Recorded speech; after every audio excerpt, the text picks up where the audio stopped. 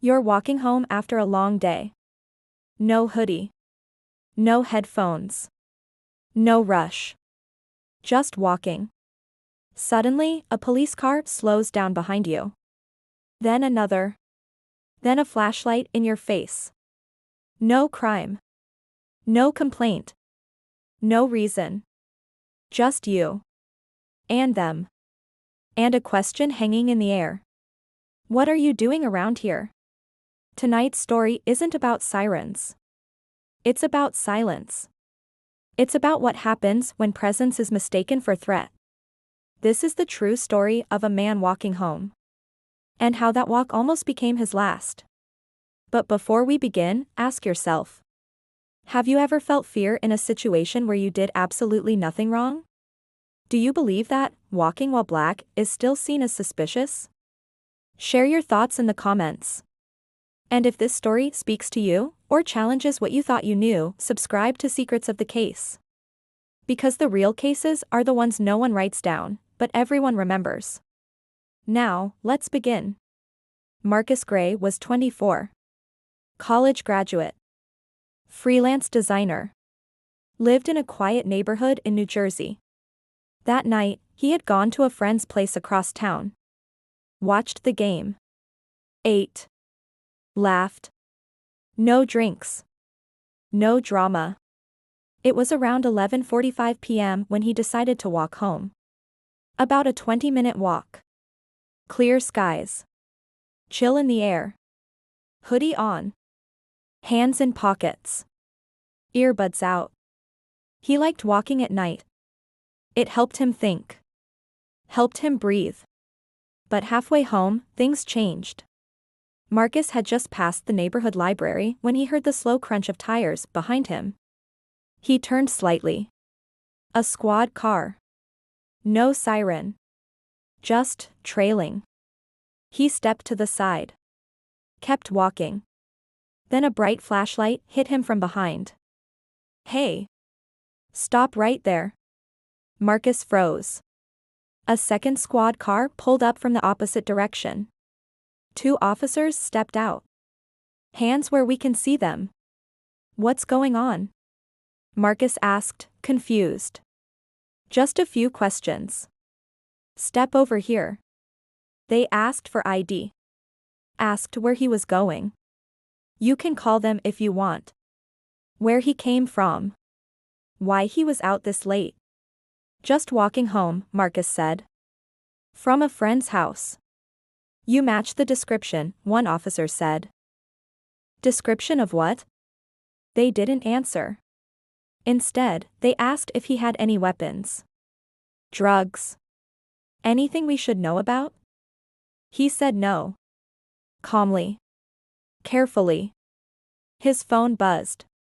He reached for it. Don't move, an officer barked. Hands went up again. I'm not resisting. It's just my phone. Keep your hands out, they said. He stood on the curb. Hands out. Heart pounding. A third officer arrived. One spoke into a radio. 5, 10, 15 minutes. So what now? Marcus asked. Still checking. No apology. No update. Just silence. Then, a voice on the radio. The lead officer nodded. You're free to go. That's it? Marcus asked. Have a good night. The lights faded. The cars drove off. And Marcus stood there, alone. Still. When Marcus got home, he didn't sleep. He paced. Wrote. Replayed the entire interaction in his head. They never told me what I matched. They never told me why they stopped me. I did everything right. But he still felt dirty. Exposed. Like a suspect in his own skin. The next day, he posted about it. Titled the post. The night I was pulled over while walking home. People shared it. Commented. Same thing happened to my brother.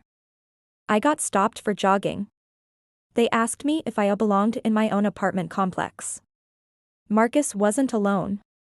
He started researching. Stop and frisk. Reasonable suspicion. Probable cause. He found story after story. Report after report. Patterns. And then he realized. The system didn't need a reason. Just an excuse. Marcus partnered with a local civil rights group. He spoke at a community safety board. Shared his experience. One officer in the back said, "We just do our job. Better safe than sorry." Marcus replied, "Better safe, for who?" He wasn't angry. He was exhausted. But he also wasn't silent. He began teaching workshops for young people. How to de-escalate. How to record safely. How to stay alive. Not because it should be necessary, but because it was. Marcus still walks at night. Still wears hoodies. Still keeps his earbuds out, just in case. He refuses to live in fear.